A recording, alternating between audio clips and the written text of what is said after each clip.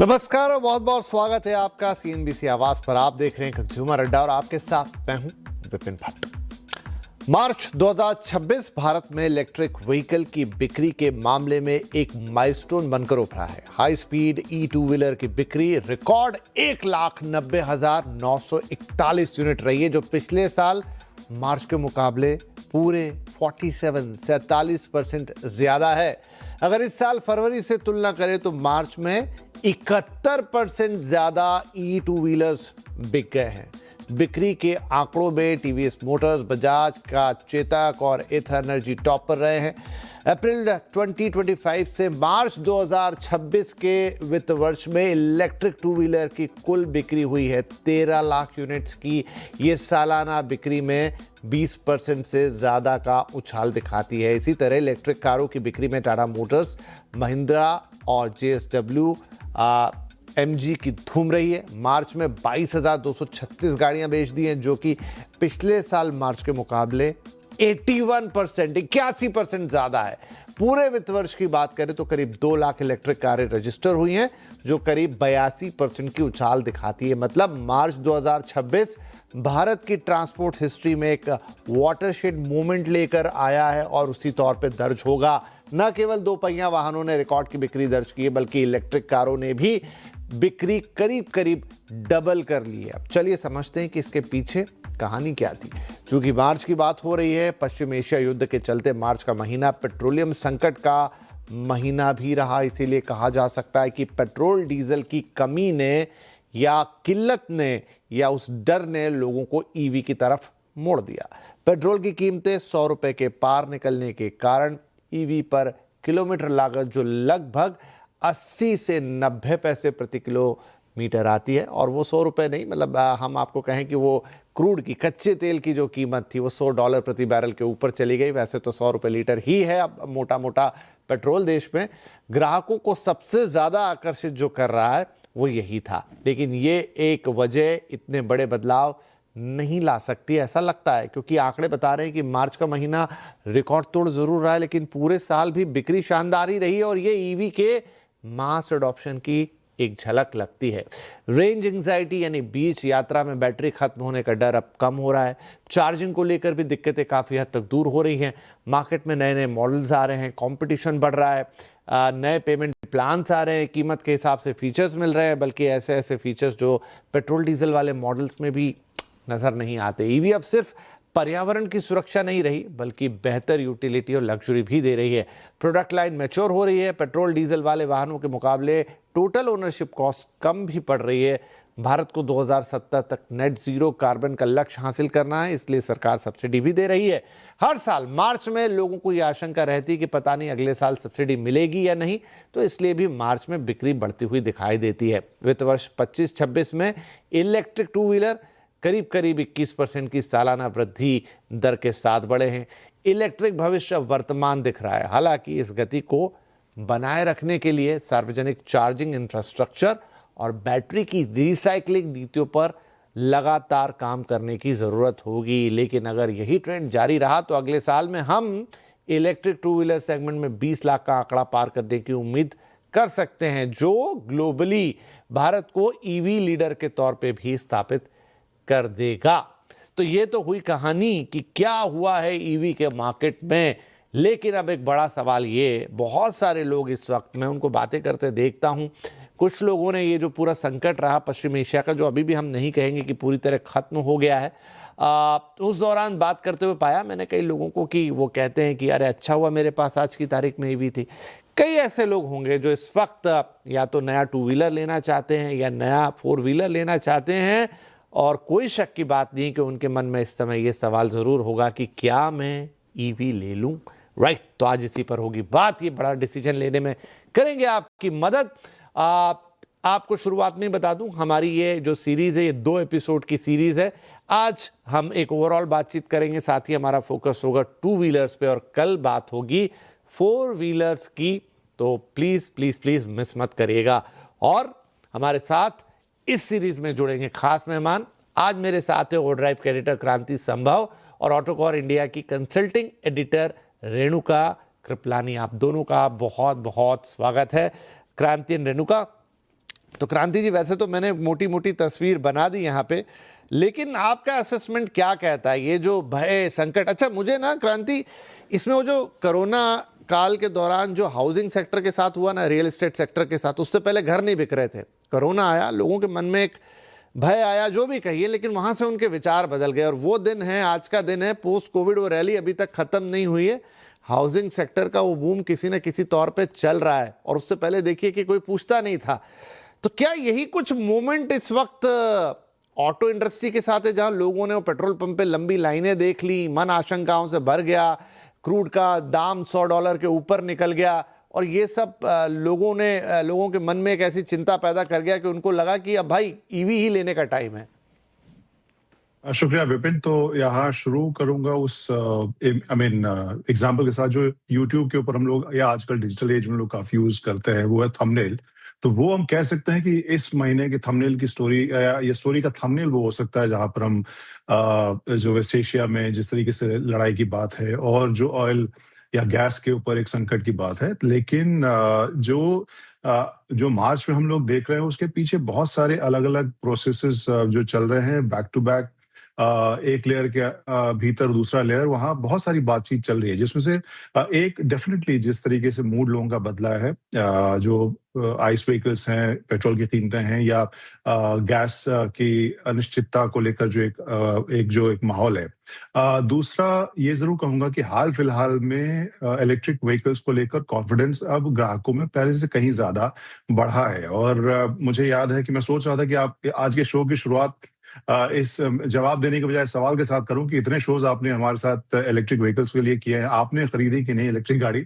लेकिन उसी सिलसिले में मैं देख रहा हूं कि जो मेरे ख्याल से पिछले शोज में हमने कही थी बात की, जब number 1 car company for example Maruti Suzuki जिस तरीके से इलेक्ट्रिक व्हीकल जब लेके आती, तब शायद भारत में इलेक्ट्रिक गाड़ियों के पेनिट्रेशन, इंफ्रास्ट्रक्चर, उसके पीछे के छुपे रेंज एंजाइटी या एक्सेप्टेंस, इन सब को हम देख पाएंगे जब बड़ी बड़ी कंपनियां इस क्षेत्र में आ जाएंगे। और यहाँ पे मारुति सुजुकी की एंट्री एक तरह से 4 व्हीलर में एक नई तस्वीर जरूर लेके आ रही है। 2 व्हीलर की अगर मैं बात करूं, बहुत ही अच्छा संयोग है आज जिस तरीके से आपने शो किया है। अभी थोड़ी देर पहले ही हम लोग स्टोरी कर रहे थे, रॉयल एनफील्ड ने अपनी पहली इलेक्ट्रिक बाइक जो है फ्लाइंग फ्ली C6, उसकी कीमतों का ऐलान कर दिया है। तो वो जब आप देख रहे हैं, जब कस्टमर्स, और थोड़े दिन पहले अगर आप ड्राइव देखते हैं तो आपने देखा होगा यामाहा जो है, उन्होंने यामाहा कंपनी ने भी अपनी 2 इलेक्ट्रिक गाड़ियां, 2 इलेक्ट्रिक बाइक्स, एरोक्स और जो रिवर इंडी के ऊपर बेस्ड उनकी गाड़ी है या इलेक्ट्रिक व्हीकल है, वो लेकर आए हैं। तो यहाँ हम देख रहे हैं कि जो बड़ी बड़ी कंपनियां हैं वो जब इलेक्ट्रिक व्हीकल्स इस तरह से ला रही हैं, ज्यादा से ज्यादा कस्टमर्स बढ़ते जा रहे हैं, लोगों में वो कॉन्फिडेंस बढ़ता जा रहा है और इंफ्रास्ट्रक्चर भी उस हिसाब से लोगों का, प्लस डिसिप्लिन भी लोगों का बदल रहा है। तो अब रेंज एंजाइटी को लोग मैनेज भी करना सीख रहे हैं। तो ये सारी चीजें अलग अलग प्रोसेस अगर हम कहें तो वो एक के ऊपर एक चल रही थी और उसका नतीजा विद पीएम ई ड्राइव के सब्सिडी को लेकर लोगों में थोड़ा सा सवाल था कि कहीं ये खत्म हो जाएगा, क्या होगा, उससे पहले हम साल खत्म होने से पहले गाड़ी खरीद ले या बाइक खरीद ले। वो सब मिला के हम ये नतीजा देख रहे हैं। राइट, सही बात है। कोई एक फैक्टर शायद कैटलिस्ट का काम करे, लेकिन मल्टीपल फैक्टर काम करते हैं। रेणुका, यही आपकी भी राय जो क्रांति कह रहे हैं या इससे कुछ अलग राय रखती हैं? जी, शुक्रिया विपिन। हाँ जी, मेरी राय तो क्रांति से तो मिलती-जुलती है। आई थिंक बहुत सारे फैक्टर्स हैं, मेनली ईयर एंड भी होता है मार्च का और सब लोग फ़ायदा उठाना चाहते हैं ईयर एंड के डिस्काउंट्स के, अगले आने वाले साल के। उनको पता नहीं रहता है कि टैक्स बदलेगी या प्राइसेस बदलेंगे। तो इसलिए आई थिंक मार्च का महीना हमेशा अच्छा रहता है, ज़्यादा तौर पे हर पूरी ऑटोमोटिव इंडस्ट्री के लिए, सिर्फ ईवी के लिए नहीं। बट आई थिंक जो माहौल है आजकल दुनिया में और अनअवेलेबिलिटी ऑफ पेट्रोल, गैस, ये सब लेकर आई थिंक अब लोगों को लगना लगा है कि EV makes more sense. So I think ये तो थॉट प्रोसेस बदल रही है लोगों की। जो डर था उनमें रेंज एंजाइटी वगैरह, आई थिंक वो तो ज्यादातर करके सॉल्व हो रहा है, बिकॉज गाड़ियां की रेंज बढ़ रही है। I think availability of charging infrastructure बेहतर हो रहा है और आई थिंक 2 व्हीलर में ये रेंज एंजाइटी कम हुआ है, because most people two wheeler use करते हैं सिटी में, छोटे डिस्टेंस पे उनका ट्रांजिट ज्यादा नहीं रहता है, तो इसलिए हम टू व्हीलर में ज्यादा ग्रोथ देख रहे हैं। बिल्कुल। तो चलिए, दोनों ही हमारे मेहमान मान रहे हैं कि ये सारी चीज़ों का एक मिला-जुला इम्पैक्ट है, पर क्रांति, लगातार हम तो साल भर बात करते रहे। बीच में ऐसा वक्त था कि तो ऐसा लग रहा था कि लोग ईवी से उनका मन ही हट गया है, और वो खबरें कुछ अमेरिका से, हालांकि आपने हमेशा उनका एक अच्छा काउंटर दिया शो के ऊपर, लेकिन फिर भी मतलब क्या ये एक बड़ा कैटलिस्ट इस चीज़ ने प्ले कर दिया कि अरे अचानक से लोगों में, क्योंकि मैं लोगों को बात करते हुए देखता हूँ लोकल ट्रेन के अंदर, या कोई आपसे मिलने आया है, या इन जनरल कोई सोसाइटी में बात कर रहा है, सवाल बहुत लोगों ने इस बार मन में उठाया कि यार ये ना अच्छा हुआ मैंने ईवी खरीद लिया। कोई कह रहा है कि अब नहीं, ये तो गड़बड़ है, मैं तो ईवी ही खरीदूंगा।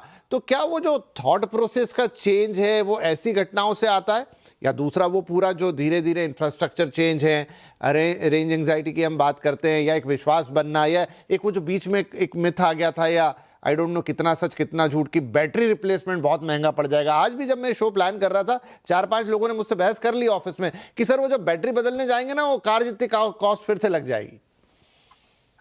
विपिन, यहाँ पर मैं फिर से उसी बात को रिपीट करूंगा जो मैं अपने बहुत सारे जो जर्नलिस्ट दोस्त हैं उनके साथ भी बात करता हूँ, जो इंडस्ट्री के लोग हैं उनके साथ भी बात करता हूँ। बहुत ही सिंपल सी बात यह है कि इंडियन कस्टमर सबसे ज्यादा, मेरे ख्याल से सबसे ज्यादा ब्रूटल कस्टमर्स में से हैं दुनिया भर में। अब जब मैं ब्रूटल की बात करता हूँ, उनके लिए एक ही सच्चाई है, वो है वैल्यू। वहां पे हम लोग भले ही SUV, sub compact SUV, mid size SUV, EV या हाइब्रिड देखें, वो एक अमाउंट लेके चलते हैं, और उसमें वो देखते हैं कि किसमें ज्यादा से ज्यादा वैल्यू मिल पाए। तो इसलिए बहुत सारे जो मेरे इको वॉरियर्स हैं, हमारे दोस्त, वो भी थोड़े से निराश होते हैं जब मैं उनको कहता हूं कि सारे जो ईवी खरीदने वाले हैं वो ऐसे नहीं है कि वो ग्रीन वॉरियर्स हैं या इवांजलिस्ट हैं या कोई ऐसे पायनियर्स है। जरूरी नहीं है। वहां पे वो वैल्यू देख रहे हैं, ज्यादातर लोग वैल्यू देख रहे हैं। और जब आप उसको उस नजरिए से देखेंगे, देन यू विल रियलाइज कि जहां अब कस्टमर्स को पहले से ज्यादा कॉन्फिडेंस हो रहा है चार्जिंग नेटवर्क के ऊपर, कस्टमर्स को पहले से ज्यादा रेंज मिल रहा है, जैसे रेणुका ने कहा, और वो सभी और मेरे हिसाब से अगर मैं यूज जैसा मैं करता हूं जब भी टू व्हीलर्स, जो सबसे बड़ा बदलाव पिछले 5-7 सालों में हुआ है इन सभी इलेक्ट्रिक व्हीकल्स में, वो है कंसिस्टेंसी। पहले क्या होता था, आज से 5-7-10 साल पहले, अगर मैं बाइक चला रहा हूँ, अचानक 56% मेरी बैटरी दिख रही है, और अचानक मैं 2 किलोमीटर आगे गया और वो मुझे दिखाई दे रहा है कि आप केवल 2 किलोमीटर या 10 किलोमीटर का रेंज रह गया है। अब टेक्नोलॉजी, रेंज, बैटरी बहुत ज्यादा पहले से कंसिस्टेंट हो गई, तो एक टेक्नोलॉजी में बेहतरी हुई है। दूसरा, चार्जिंग नेटवर्क अब पहले से बहुत ज्यादा बेहतर हुआ है। तीसरा, जो इंडियन कस्टमर सबसे ज्यादा वैल्यू करते हैं, जो वैल्यू फॉर मनी उनके आसपास में बहुत सारे लोगों ने लिया है, वो कैलकुलेट कर रहे हैं और आइस के साथ या बाकी गाड़ियों के साथ उसके कंपेयर कर रहे हैं, और देख रहे हैं कि इलेक्ट्रिक के लिए मुझे कितनी एक्स्ट्रा मशक्कत करनी पड़ेगी, कितनी एक्स्ट्रा मेहनत करनी पड़ेगी। तो कहने का मतलब यह है कि वो ईवी को केवल ईवी के तौर पर नहीं देख रहे हैं, केवल ग्रीन व्हीकल के तौर पर नहीं देख रहे हैं, वो एक सवारी के तौर पर देख रहे हैं, which is making sense for them. अगर प्रैक्टिकलिटी की बात करें, वैल्यू फॉर मनी की बात करें, रख रखाव की बात करें, और इन सब पे लगभग सभी फ्रंट के ऊपर कंपनियों ने भी अच्छा काम किया है। तो मुझे लगता है कि एक बहुत बड़ा चेंज मेंटालिटी में उन वजहों से भी आया है। तो लगे हाथों एक और टेक्निकल सवाल मेरे मन में रेणुका मैं आपसे पूछ लेता हूं, फिर हम फोकस करेंगे हमारे आज के मतलब एक मेन टॉपिक पे, जो कि टू व्हीलर्स के ऊपर है। वो ये कि कई लोगों के मन में एक सवाल है कि जैसे है तो ये इलेक्ट्रिक, मतलब ईवी है, तो इलेक्ट्रिक कार है या इलेक्ट्रिक टू व्हीलर है, तो जैसा हम देखते हैं कि हमारा फोन होता है जो कि बैटरी पे चलता है, कोई और डिवाइस 1-2 साल तो शुरू में अच्छा चलता है, उसके बाद जैसे जैसे उसकी बैटरी या दूसरे कंपोनेंट वीक होते हैं, उसकी इफिशिएंसी कम होती जाती है। तो कई लोगों ने सवाल पूछा कि क्या ऐसा ईवी के साथ भी हो जाएगा कि शुरू के 1-2 साल तो सब कुछ अच्छा रहेगा, और उसके बाद बैटरी तो सबसे मेन कंपोनेंट है वो, और दूसरी तमाम चीज़ें धीरे धीरे धीरे धीरे मतलब मंद पड़ती जाएंगी और हमें वो परफॉर्मेंस नहीं मिलेगी, जबकि विज़ आपका जो डीजल पेट्रोल वाला मामला रहता है वहाँ पर ऑलमोस्ट एक जैसा परफॉर्मेंस, मतलब वो 10-15 साल में जाके चीज़ें खराब होती हैं। आई थिंक वो आपके यूसेज पे भी है। अगर लोग सही तरीके से उसको चार्ज करें, तो आई थिंक बैटरी की लाइफ बनी रहेगी। और आजकल आप कोई भी मैन्युफैक्चरर देखो, उनकी वारंटीज इतने ज्यादा है बैटरी के साथ। कई कई मैन्युफैक्चरर तो उन्होंने बैटरी का भी गारंटी लिया है। आप विनफास्ट जैसे नए एंट्रेंट्स को देखो तो उन्होंने रीसेल वैल्यू भी ऑफर किया है उनके कारों के साथ। तो आई थिंक ये सब बदल रही है। मैन्युफैक्चरर्स को पता है कि ये सब थॉट्स कंज्यूमर के माइंड में है कि मेरा रीसेल वैल्यू क्या होगा, अगर मेरा बैटरी का एफिशिएंसी कम हुआ तो क्या होगा। तो आई थिंक मैन्युफैक्चरर्स इसका ध्यान रखते हुए उनके पॉलिसीज बना रहे, तो ये सब बदल रहा है। एंड आई थिंक लोग ये देख रहे हैं, इसके लिए उनका कॉन्फिडेंस बढ़ रहा है ईवीज में। पर हाँ, इंडिया में रीसेल वैल्यू मायने रखती है, तो लोग का अभी भी ये डर है कि बैटरी खत्म हो जाएगा तो मेरे गाड़ी का वैल्यू क्या होगा। सो आई थिंक ये सब उनको एजुकेट करना पड़ेगा। मैन्युफैक्चरर्स का काम है कि उनको सिखाए, उनके बायबैक पॉलिसीज, उनके बैटरी रिप्लेसमेंट पॉलिसीज, ये सब जब सुधरेगी, आई थिंक कॉन्फिडेंस ज्यादा बढ़ते जाएगा लोगों का ईवीज में। आई थिंक टू व्हीलर्स में इसका कम डर है, बिकॉज आजकल बैटरी स्वैपिंग अवेलेबल है टू व्हीलर्स में। चार्जिंग टू व्हीलर्स के लिए ज्यादा आसान है। सो आई थिंक टू व्हीलर्स में ज्यादा पेनिट्रेशन है, बिकॉज उसमें range anxiety, resale, battery swapping, ये सब जो प्रॉब्लम्स है जो गाड़ियां के साथ आती है, वो टू व्हीलर्स में कम है। ठीक है, तो धीरे धीरे कॉन्फिडेंस बढ़ रहा है। और रेणुका कह रही है कि ये जो सवाल है जो मैं पूछ रहा हूँ, जो कंज्यूमर के मन में भी होते हैं, वो कंपनियां भी जानती हैं और उनकी पूरी कोशिश यही कि उनके जवाब तैयार करे, उनके सॉल्यूशंस तैयार करे, और तभी वो कॉन्फिडेंस कंज्यूमर के अंदर आएगा। और शायद वही कारण है कि सेल्स नंबर ऊपर जाते हुए देखें, माइट बी।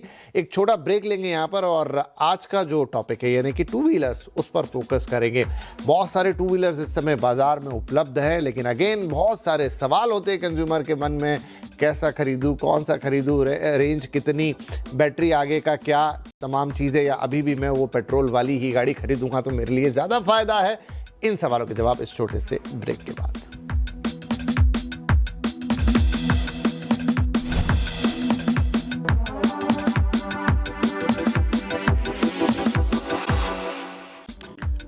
Welcome back. तेल का संकट भारी, ईवी लेने में ही समझदारी, भले ही सोच यहाँ से, मतलब ट्रिगर पॉइंट इस जगह से आ रहा हूँ। थोड़ा सा घबराहट आ गई ये पश्चिम एशिया में वॉर को देख के। थोड़ा बहुत भारत में हल्का फुल्का इम्पैक्ट आ गया था बीच में, जब थोड़ी बहुत लाइनें लग गई थी पेट्रोल पंपों पर, लेकिन जो आप विजुअल्स देखते हैं जो, और अच्छा ये इतना नहीं, इंडिया में रिपोर्ट्स कह रही कि इस पूरी चीज़ का इम्पैक्ट यूरोप में, अमेरिका में और दूसरी जगह भी, दूसरे देशों में भी लोगों को देखने को मिला, जहाँ उनकी सोच इस इवेंट के कारण बदल रही। बहरहाल ब्रेक से पहले हमने रेणुका और क्रांति से बहुत अच्छी तरह से समझा कि एग्जैक्टली ईवी मार्केट में हो क्या रहा है, वो सेल्स के नंबर वापस से क्यों पिक कर रहे हैं, क्या सिर्फ एकमात्र कारण ये था या फिर कुछ और भी कहानी है। तो पता चला कि और बहुत सारे बड़े फैक्टर्स हैं जिसके कारण ऐसा हो रहा है। नाउ अब हम फोकस करेंगे टू व्हीलर पर। तो क्रांति, पहला सवाल तो वही, देखिए आज भी ना एक मुझे भी लेना होगा तो मेरे मन में यही सवाल आएगा कि मैं वो टिपिकल अपनी पेट्रोल वाली टू व्हीलर खरीद लूं, क्योंकि टू व्हीलर में देख रहा हूं दामों में बहुत डिफरेंस नहीं है।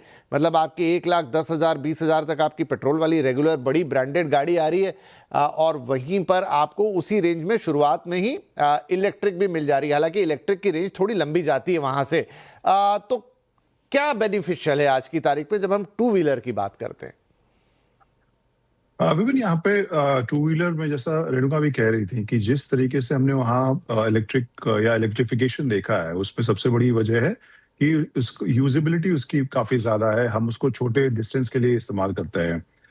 इस वजह से वो एक वैल्यू प्रोडक्ट के तौर पर आप देखें तो वहाँ, जैसे हम बाकी पेट्रोल या बाइक्स की तरह अगर देखें, वहाँ वो इंथुजियास्ट या जो तेज भगाने वाले जो राइडर्स हैं, उनसे ज्यादा वैल्यू सेंट्रिक उनको प्रोडक्ट चाहिए।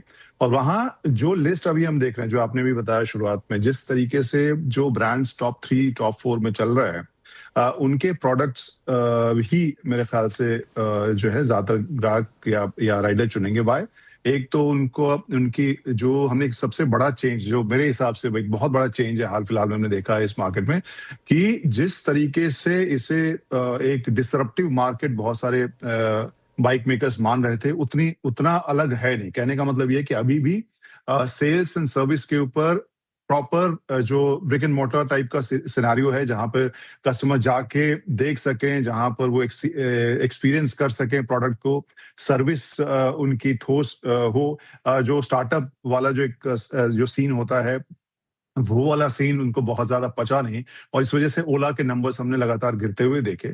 और अभी वापस हम देख रहे हैं जो ट्रेडिशनल बाइक मेकर्स हैं वो नंबर 1 नंबर 2 एटलीस्ट इन दोनों के ऊपर तो हैं। इसमें एथर भी है, लेकिन मोर और लेस ट्राइड एंड टेस्टेड, अच्छे सेल सर्विस और अच्छे रेंज के साथ आने वाले प्रोडक्ट्स की तरफ ही ये कस्टमर्स जा रहे हैं मोस्टली। इसमें क्रांति होंडा ने भी अपना वो कुछ निकाला था, मैंने ज्यादा फिर उसके बाद देखा नहीं। मैंने इवन कहीं मार्केट में उनका वो स्वैपिंग स्टेशन जरूर देखा जिसमें आप बैटरी डाल सकते हैं निकाल सकते हैं, पर वो गाड़ी मैंने किसी के पास नहीं देखी। वो क्या हुआ, मार्केट में आई, लॉन्च हो गई, वो 2 मॉडल्स निकाले थे, कुछ याद आता है? ये एक्टिवा का हम भी इंतजार कर रहे हैं, क्योंकि होंडा और सुजुकी दोनों की तरफ से इस तरह की कोशिश, इवन यामाहा जैसे मैंने बताया, तो जो तीनों बड़े जापानीज ब्रांड्स हैं तीनों अपने अपने इलेक्ट्रिक प्रोडक्ट्स के साथ हिंदुस्तान में एंट्री मार चुके हैं। लेकिन जैसा कि आमतौर पर हम देखते हैं, ये तीनों ही जो स्पेशली जापानीज मेकर्स होते हैं they take it very easy, वो लंबे गेम में विश्वास रखते हैं। तो अभी जो है वो उतना अग्रेसिव हम तीनों ही फ्रंट पर उन्हें आते हुए नहीं देख रहे हैं, जितना कि वो जितना हमने बाकी स्पेशली बजाज को जिस तरीके से अग्रेसिव तरीके से हमने बार बार उनको नए वेरिएंट्स लॉन्च करते हुए देखा है, जैसा कंसिस्टेंसी हमने टीवीएस के साथ देखी है, उन्होंने बार बार अपने प्रोडक्ट को अपडेट किया है। जिस तरह से एथर को देखा है कि एथर एक तरफ से वो 440X टाइप के थोड़े से परफॉर्मेंस ओरिएंटेड या इंथुजियास्ट सेंट्रिक प्रोडक्ट लाते हैं, फिर वो फैमिली सेंट्रिक रिश्ता भी लेके आते हैं। तो वो अग्रेशन अभी इनमें नहीं है, लेकिन मैं ये जरूर मानता हूं कि आने वाले 2 से 3 साल में उनका गेम काफी स्ट्रांग जरूर होगा। रेणुका, अगर मुझे अभी जो एग्जिस्टिंग कंपनीज है, एग्जिस्टिंग मॉडल है, टीवी पे चल भी रहे हैं, उनमें से कोई एक चुनना हो तो मेरे लिए क्या क्राइटेरिया? लोगों को अभी बिल्कुल आइडिया नहीं कि जब मुझे एक इलेक्ट्रिक 2 व्हीलर चुनना है तो मैं देखूं क्या उसके अंदर। Well, let me put it this way, अगर मुझे खरीदना हो तो पहले मैं देखूंगी प्राइस वैल्यू। जो क्रांति ने सही बताया कि हमें वैल्यू चाहिए, तो फीचर्स देखते हैं, बाइक में आता क्या है, प्राइस उसका क्या है। ज्यादातर लोग इंडिया में ईएमआई पे भी लेते हैं व्हीकल्स, तो आई थिंक जब उसका कॉस्ट ईएमआई हम देखते हैं कि ओके मेरा फ्यूल का कॉस्ट इतना कम हो रहा है बिकॉज मैं अभी ईवी चार्जिंग करूंगा, और फिर उसकी ईएमआई शायद थोड़ी ज्यादा बढ़ेगी बिकॉज ईवी की कॉस्ट ज्यादा है, बट वो जब एवरेज हो जाए और हमारा मंथली कॉस्ट आई थिंक ज्यादा ना बढ़े, आई थिंक वो देखनी चाहिए, रेंज देखनी चाहिए, end of course I think service infrastructure, जो कॉन्फिडेंस बिल्डिंग हमें चाहिए। घर के बाद आई थिंक मोस्ट इंपॉर्टेंट चीज इंडियंस के लिए गाड़ी होती है, तो उसके लिए हमें कॉन्फिडेंस चाहिए होता है कि हम प्रोडक्ट खरीदे उसके बाद हमें प्रॉब्लम ना हो। तो आई थिंक ये सब चीजें हमें पहले देखनी चाहिए। तो क्रांति, जैसा हम वहाँ कैलकुलेट करते हैं कि वो पर किलोमीटर रेंज वाला जो हिसाब किताब रहता है, कार के साथ हमने ज़्यादा बात की, 2 व्हीलर पे कभी उतना फोकस नहीं किया, सेम टू सेम कैलकुलेशन यहाँ भी रहेगा? हाँ बिल्कुल विपिन, और जो एक इंटरेस्टिंग चीज जो मैंने अभी हाल फिलहाल में देखी है वो ये कि कार वाले सेगमेंट में इलेक्ट्रिक व्हीकल्स की अगर बात करें तो BAS जो बैटरी एज ए सर्विस का जो फीचर MG जैसे लेके आई थी, और बाकी अब जो कार कंपनीज जो हैं वो लेके आई हैं, उसका एक बहुत इंटरेस्टिंग, और मुझे लगता है maybe I am wrong but I am very positive about it, कि जो 2 व्हीलर्स में मामला जो है वो प्राइस सेंसिटिव बहुत है। तो कस्टमर्स जो हैं वो 1000, 2000, 15,000, 20,000 के लिए बहुत ज्यादा उनके लिए वैल्यू होता है। और वहां पे अगर बात सर्विस लेकर आए, जैसे रॉयल एनफील्ड लेके आई है और भी प्रोडक्ट और भी मैन्युफैक्चर लेके आए हैं, आई थिंक वो एक बड़ा डिसरप्टिव मार्केटिंग टूल हो सकता है इलेक्ट्रिक 2 व्हीलर के बेहतर पेनिट्रेशन के लिए। लेकिन कैलकुलेशन की अगर मैं बात करूं तो वहां यहाँ पे भी लगभग कैलकुलेशन वही है। फर्क सिर्फ ये है कि आप यहाँ पर एक्सपेक्ट नहीं करते हैं कि आप यहाँ फैमिली के साथ वीकेंड पे दिल्ली से उदयपुर चले जाएं या दिल्ली से उत्तराखंड चले जाएं। आप स्कूटर को आपका एक्सपेक्टेशन लेवल थोड़ा सा उसका दायरा छोटा होता है, इस वजह से आप उसमें बहुत ज्यादा एंग्जाइटी आपकी होती नहीं है। जो रेणुका ने कहा उसमें बस एक और प्रैक्टिकल चीज मैं जोड़ दूंगा। हो सकता है कि बहुत ही एग्जैजरेटेड, वो बहुत ही अनोखा सा सीन हो, बट मैंने देखा है कि बहुत सारी सोसाइटीज अब बहुत चार्जिंग को लेकर कई बहुत फ्रेंडली नहीं है। तो अपने अगर आप ले रहे हैं तो प्लीज वो भी देख लीजिए कि आपके RWA या जो वहां पर जो चुने हुए आपके जो नुमाइंदे हैं वो लोग आपको चार्जिंग का नेटवर्क अच्छा दे रहे हैं कि नहीं, क्योंकि वो एक बड़ा इशू मैंने हाल फिलहाल में देखा है। और मुझे कभी कभी ये देख के प्रैक्टिकली लगता है क्रांति कि इस मामले में ना छोटे शहरों के लोग थोड़े ब्लेस्ड हो गए, क्योंकि वहाँ अपना घर है, अपना चार्जिंग सिस्टम है, अपनी पार्किंग स्पेस है, लेकिन जो लोग सोसाइटीज़ में रहते हैं, RWAs में रहते हैं, बड़े शहरों में रहते हैं, मल्टी स्टोरीज में रहते हैं, गेटेड कम्युनिटीज़ में रहते हैं, वहाँ पर अभी हर जगह ये सुविधाएं उपलब्ध नहीं है और वो एक प्रैक्टिकल प्रॉब्लम है जो जाती है। और कई बार बहुत सारे लोग मतलब उसके चक्कर में खरीद नहीं पाते, वो खरीदना चाहते हैं बट वो सोसाइटीज़ में उस तरह की सुविधा ना होना या फिर वो एक राय ना बनने से ऐसा होता है, लेकिन वहाँ भी चीज़ें इवॉल्व हो रही है। राइट, तो आज का एपिसोड तो खत्म करने का वक्त आ गया है। बहुत बहुत धन्यवाद क्रांति और रेणुका, आपने वक्त निकाला। आज हमारा फोकस टू व्हीलर्स पे था, ओवरऑल बातचीत की हमने की ईवी सेगमेंट में। अब आज के इस वक्त में अगर आप गाड़ी खरीदने जा रहे हो तो फैसला करने के लिए आपको क्या चाहिए, पूरी तस्वीर आपने समझ ली कि क्यों अचानक इतने सेल्स बढ़े, जो लोग खरीद रहे हैं वो क्यों खरीद रहे हैं, कंपनियां क्या कर रही हैं और अब क्या क्या चीज़ें मार्केट में अवेलेबल। तो आज का फोकस रहा टू व्हीलर। कल एक बार फिर मुलाकात करेंगे और फोकस होगा ईवी कार पर, 4 व्हीलर्स पर। वहाँ क्या बदला है, वो नई स्कीम्स की बात कर रहे थे क्रांति, जिससे अफोर्डेबल बन जाती है ईवी, जिसमें बैटरी की कीमत अलग हो गई है और बाकी कार की कीमत अलग। तो अफोर्डेबिलिटी बढ़ गई है, लेकिन क्या ये भी खरीदने के लिए काफ़ी है या कुछ और इंतज़ार करना पड़ेगा? तो इसके लिए कल तक का इंतज़ार आप कीजिए। फिर मुलाकात होगी कल शाम 5:57 पर। तब तक के लिए नमस्कार।